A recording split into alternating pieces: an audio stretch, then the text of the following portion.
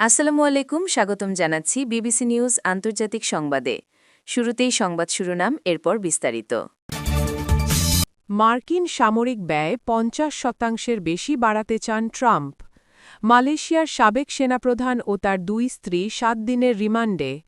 ভারতের ওপর নিষেধাজ্ঞা আরোপের বিলে সমর্থন ট্রাম্পের। ইসরায়েল পশ্চিম তীরে বর্ণবৈষম্য করছে জাতিসংঘ। দর্শক, এতক্ষণ শুনছিলেন সংবাদ শিরোনাম। এখন বিস্তারিত। আপনি যদি ইসরায়েলের ধ্বংস চান এবং মুসলিমদের পাশে থাকেন, তাহলে ভিডিওতে লাইক করে চ্যানেলটি অবশ্যই সাবস্ক্রাইব করে দিবেন এবং আপনার মূল্যবান মতামত অবশ্যই কমেন্টে লিখে জানিয়ে দিবেন। এখন বিস্তারিত। মার্কিন সামরিক ব্যয় ৫০% বেশি বাড়াতে চান ট্রাম্প। ২০২৭ সালের জন্য মার্কিন প্রতিরক্ষা ব্যয় $১.৫ ট্রিলিয়ন উন্নীত করার আহ্বান জানিয়েছেন প্রেসিডেন্ট ডোনাল্ড ট্রাম্প। এই সময়টাকে তিনি অত্যন্ত সমস্যাপূর্ণ এবং বিপজ্জনক সময় বলে অভিহিত করেছেন। ডিসেম্বরে কংগ্রেস অনুমোদিত এ বছরের $৯০১ বিলিয়ন বাজেটের চেয়ে সেক্ষেত্রে ২০২৭ সালের বাজেট ৫০% বেশি হবে। বুধবার সামাজিক যোগাযোগ মাধ্যমে ট্রাম্প লিখেছেন, এটি আমাদের ড্রিম মিলিটারি অর্থাৎ স্বপ্নের সামরিক বাহিনী তৈরিতে সাহায্য করবে, যেটি দীর্ঘদিন ধরেই আমাদের প্রাপ্য। আরও গুরুত্বপূর্ণ বিষয় হল, এটা আমাদের সব শত্রুর ক্ষেত্রেই নিরাপদ এবং সুরক্ষিত রাখবে।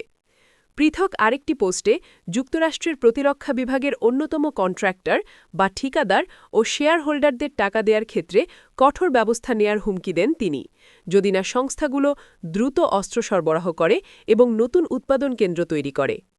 ট্রাম্পের এই ঘোষণার পর যুক্তরাষ্ট্রের প্রধান প্রতিরক্ষা সরঞ্জাম নির্মাণকারী লকহিড মার্টিন, নর্থট্রপ গ্রুম্যান ও রেথিয়নের শেয়ারের দাম ৫%-এরও বেশি বেড়েছে। অর্থনীতিবিদরা আগেই সতর্ক করেছিলেন, যুক্তরাষ্ট্রের ব্যয় এবং আয়ের মধ্যে ব্যবধান অস্থিতিশীল পর্যায়ে পৌঁছেছে। কিন্তু ট্রাম্প বলেছেন, শুল্কের মাধ্যমে অর্থ আনার কারণে ওয়াশিংটন তার প্রস্তাবিত $১.৫ ট্রিলিয়ন প্রতিরক্ষা বাজেট সহজেই ছুঁতে পারবে। মালয়েশিয়ার সাবেক সেনাপ্রধান ও তার দুই স্ত্রী ৭ দিনের রিমান্ডে। বড় ধরনের আর্থিক দুর্নীতির অভিযোগে মালয়েশিয়ার সাবেক সেনাপ্রধান ও তার দুই স্ত্রী এবং এই দুর্নীতিতে সংশ্লিষ্ট আরও ২ জন সহ মোট ৫ জনকে গ্রেফতার করে রিমান্ডে নেওয়া হয়েছে। এদের সবাইকে আলাদা আলাদা করে মোট ৭ দিনের রিমান্ডে নেয়ার আদেশ দিয়েছেন আদালত। দেশটির সরকারের পক্ষ থেকে জানানো হয়েছে, দুর্নীতির বিরুদ্ধে শূন্য সহিষ্ণুতা নীতির অংশ হিসেবে এই উচ্চ পর্যায়ের তদন্ত চালানো হচ্ছে। বৃহস্পতিবার ৮ জানুয়ারি দুপুরে এক প্রতিবেদনে রাষ্ট্রীয় সংবাদ সংস্থা বার্নামা জানায়, সামরিক সরঞ্জাম ক্রয় চুক্তিতে বড় ধরনের দুর্নীতির অভিযোগে মালয়েশিয়ার সাবেক সেনাপ্রধান জেনারেল মুহাম্মদ হাফিজউদ্দিন জান্তানকে আটক করেছে দেশটির দুর্নীতি দমন কমিশন MSCC। অভিযানে তার দুই স্ত্রী সহ আরও ৪ জনকে হেফাজতে নেওয়া হয়েছে। বুধবার ৭ জানুয়ারি দীর্ঘ সময় জিজ্ঞাসাবাদের পর তাদের আটক করা হয় বলে নিশ্চিত করেছে মালয়েশিয়ার রাষ্ট্রীয় সংবাদ সংস্থা। একজনকে হাতে নাতে আটক করে সংস্থাটি।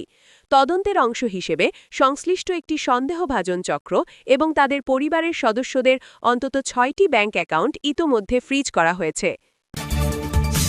ভারতের উপর নিষেধাজ্ঞা আরোপের বিলে সমর্থন ট্রাম্পের। চীন ও ভারতসহ রাশিয়ার তেল কিনবে এমন দেশগুলির ওপর নিষেধাজ্ঞা আরোপের বিলকে সমর্থন করেছেন মার্কিন প্রেসিডেন্ট ডোনাল্ড ট্রাম্প। বুধবার ৭ জানুয়ারি মার্কিন যুক্তরাষ্ট্রের দক্ষিণ ক্যারোলিনা রাজ্যের সেনেটর লিন্ডসে গ্রাহাম এ কথা জানিয়েছেন।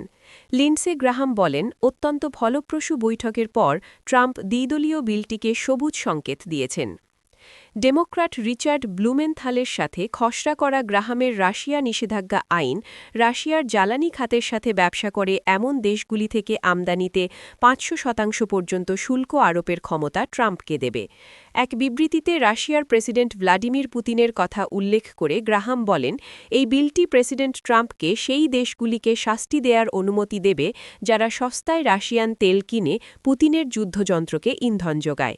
তিনি আরও বলেন, এই বিলটি প্রেসিডেন্ট প্রেসিডেন্ট ট্রাম্পকে চীন, ভারত ও ব্রাজিলের মতো দেশগুলির বিরুদ্ধে অসাধারণ ক্ষমতা প্রদান করবে যাতে তারা ইউক্রেনের বিরুদ্ধে পুতিনের রক্তপাতের জন্য অর্থায়নকারী সস্তা রাশিয়ান তেল কেনা বন্ধ করতে উৎসাহিত হয়।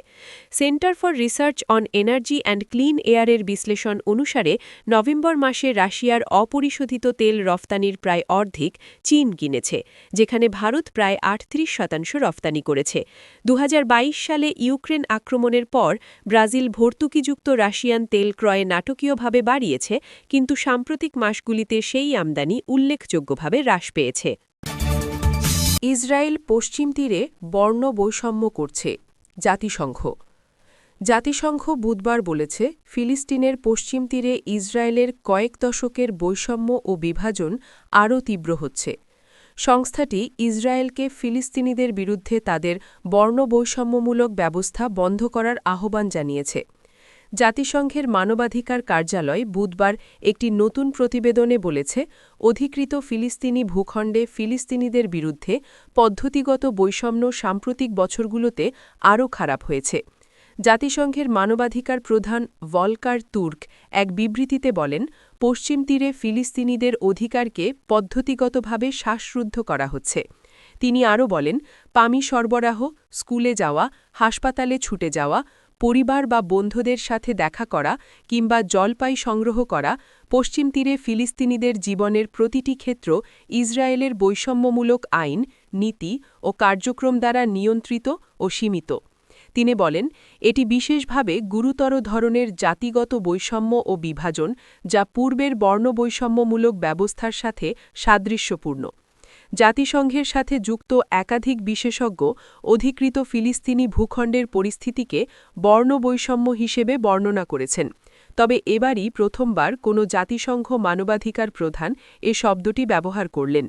প্রতিবেদনে বলা হয়েছে, ইসরায়েলি কর্তৃপক্ষ পশ্চিম তীরে বসবাসরত ইসরায়েলি বসতি স্থাপনকারী ও ফিলিস্তিনিদের জন্য দুটি পৃথক আইন ও নীতি প্রয়োগ করে, যার ফলে গুরুত্বপূর্ণ বিষয়ে অসম আচরণ করা হয়।